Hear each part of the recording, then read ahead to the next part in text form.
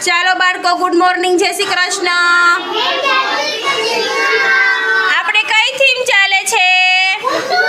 મારું કુટુંબ. આજે આપણે મારા કુટુંબ વિશે ચર્ચા કરશું. હવે નાનું કુટુંબ હોય, નાનું કુટુંબ એમાં કોણ રહેતું હોય? ખાલી મમ્મી, પપ્પા અને ભાઈ બહેન.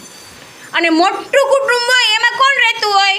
કાકા, કાકી, ભાભુ, બાપુજી, દાદા, દાદી, મમ્મી, પપ્પા, આપણે બધા રહેતા હોય એને શું કહેવાય? મોટું કુટુંબ. અને નાનું કુટુંબ કોને કહેવાય? કે ખાલી મમ્મી, પપ્પા અને આપણે રહેતા હોય એને નાનું કુટુંબ કહેવાય. બરાબર.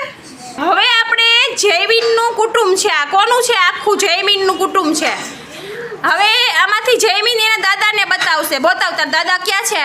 તો દાદાનો ફોટો ક્યાં છે? સરસ. એમાં દાદાનું નામ શું છે? સરસ, વેરી ગુડ. પછી એમાંથી તાર મમ્મીનો ફોટો બતાવતો. તાર મમ્મીનું નામ? ગીતાબેન. પછી એમાં તાર કાકાનો ફોટો ક્યાં છે? એનું નામ શું છે? લાલાભાઈ. પછી એમાં તાર દાદીનો ફોટો?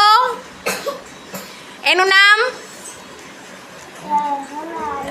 સરસ, વેરી ગુડ. પછી તાર આંટીનો ફોટો ક્યાં છે?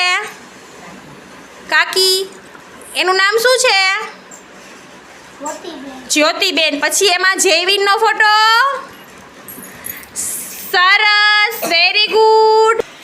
આવી રીતે આપણે જયવીનનું કુટુંબ જોયું. એનું ફેમિલી મોટું છે. એ બધા સાથે રહે છે. એ બધા કાકા કાકી, દાદા દાદી, મમ્મી પપ્પા અને પોતે. એને શું કહેવાય?